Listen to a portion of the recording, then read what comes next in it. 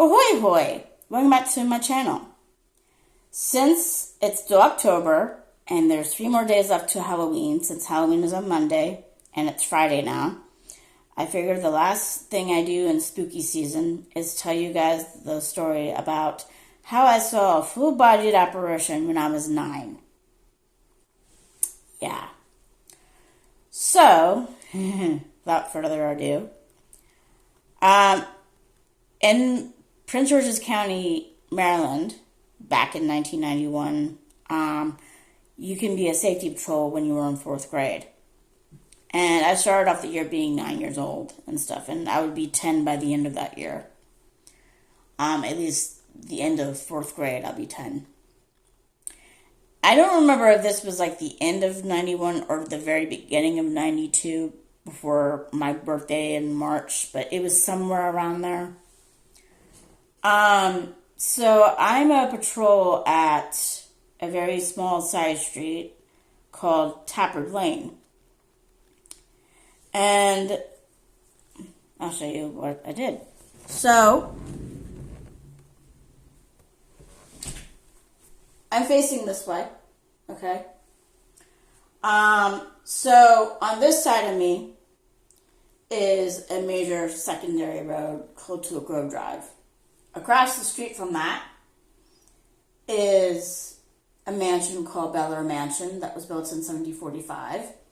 It was the country home of Provincial Governor of Maryland, Samuel Ogle. It would eventually be owned by the Taskers as well as the Woodwards. And of course, directly in front of you, you have the sidewalk, and then you have some houses that were on Tappard Lane, so like over here. Behind me, Tulip Grove Drive continues that way, and then you have a hill. It's hilly. Where I'm at is hilly.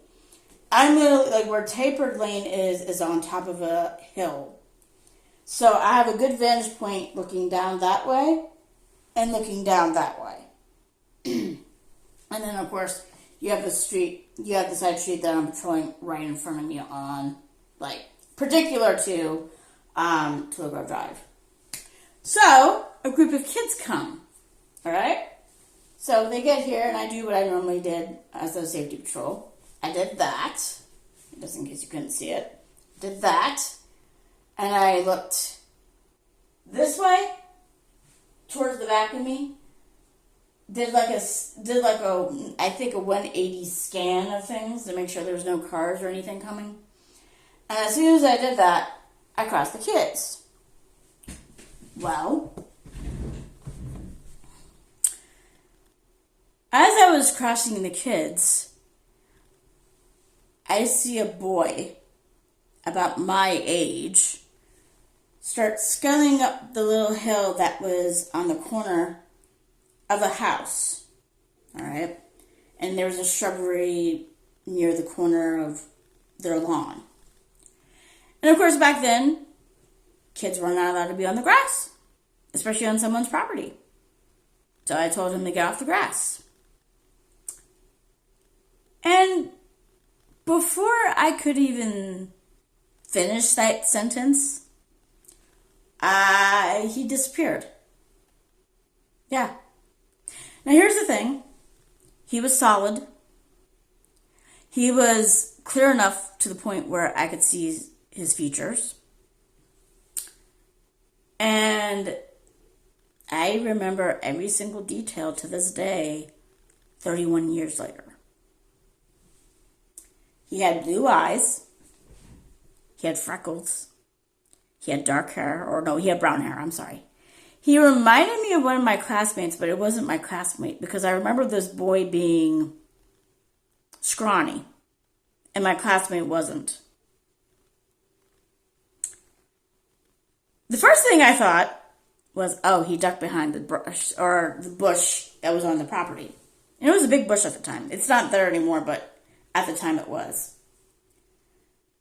And I'm like, okay, he ducked behind her. So I made sure no one was coming up behind me to cross. So I crossed the small side street, peered behind the bush, and no one was there.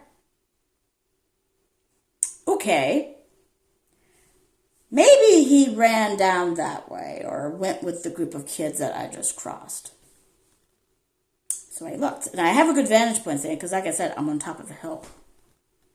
Didn't see anybody running.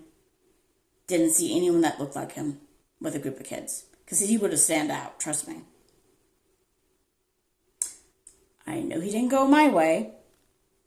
He didn't cross the street towards me.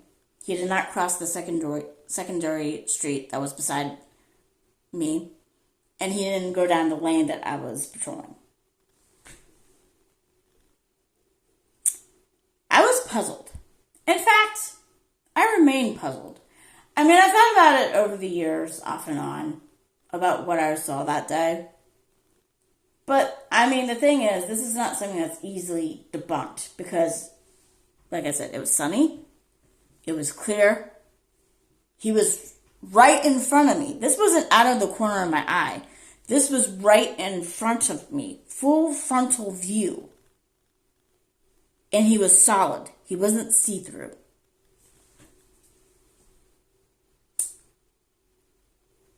To this day, I rack my brain about what I saw. And even after I became a fan of Star Trek, particularly Star Trek Voyager, I thought, well, maybe this boy is from some species that has transporters. Or maybe, he's some sort of time traveler. I mean, but that is a stretch in itself. A huge one. And I think if you see things flashing, it's the light bulb. It's on the verge of going out eventually. We've had it for 4 years. I was at the last house. But yeah, I don't know what happened all those years ago. But I will say this. I made a realization a few days ago when I was going over what I was going to tell you guys. And I made an unnerving realization that I didn't consider over the last 31 years. Because I was so focused on just seeing someone that was there that's only vanished in front of me, out of thin air. When I was going over what I was going to say, especially the part where I was scanning for cars, I realized something. If he was an actual person, I would have saw him initially. Do you understand? Like, when I was scanning for cars and looking for things, I would have saw him initially. Because I remember thinking, why is this boy coming back here? He needs to go to school. I had a clear shot of him coming up the sidewalk before going on to the hill of that person's property. I would have saw it if it was an actual person. But I didn't see it. I saw it after I turned back and crossed the kids and kept my eyes over there. And that's when I saw it. So within a few seconds, he went from not being there to being there, only to disappear within seconds again.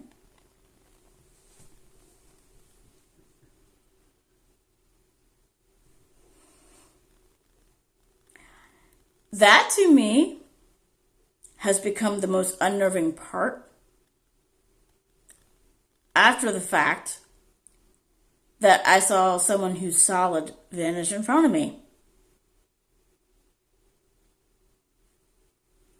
Because I did not see him before that. I would have saw him if it was real before that. So, yeah. That is probably one of the most extreme paranormal things I've ever seen or experienced. And supposedly, especially according to TAPS, which is the Atlantic Paranormal Society, they claim that Full-bodied apparitions are one of the rarest hauntings you can have. And yet I had it when I was 9. I don't know what to say about it, other than like 31 years later, it still makes me think. It still makes me raise an eyebrow. And the thing is, there's another reason why I said the boy stood out. You're going to see in a bit. See that? I remember this part, and I remember that. It was white like this. It was like this, but much whiter. That's what he was wearing. And if you're wondering, oh, what's the big deal? That was what boys wore in the Victorian era.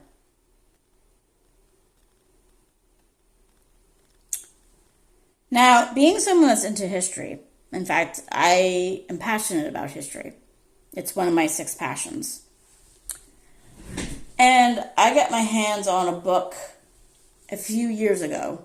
Actually, no, I came across it before I moved to Sweden, so sometime before 2006.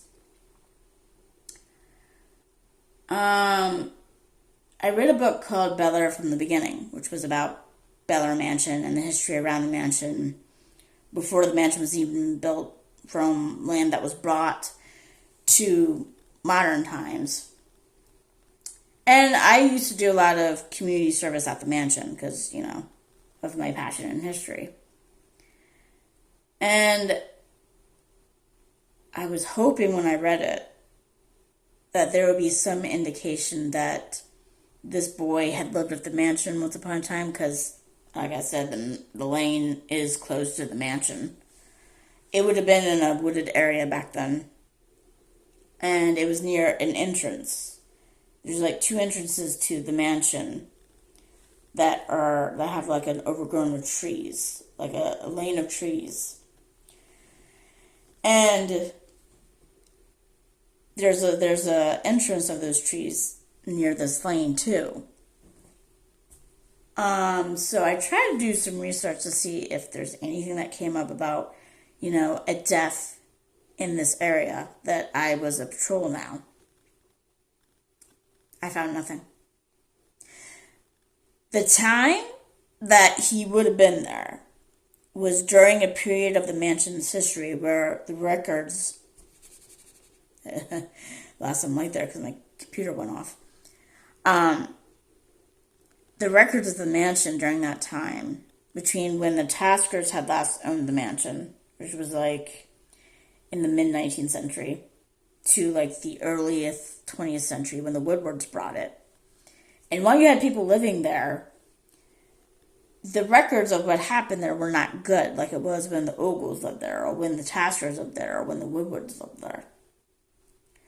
Because I wanted to know if there was any death that I could associate with this boy that I saw. And I couldn't find anything.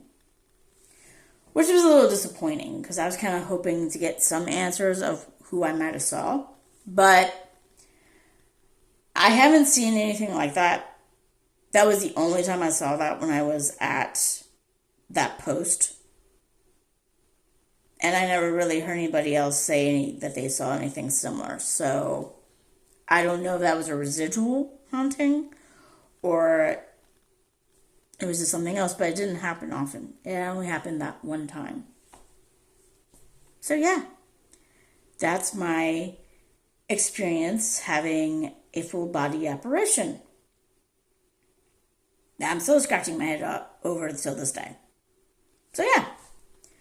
So, having said all that, if you celebrate Halloween, I hope you have a happy Halloween on Monday. Or if you celebrate it during the weekend, hope you have a safe and happy holiday during the weekend.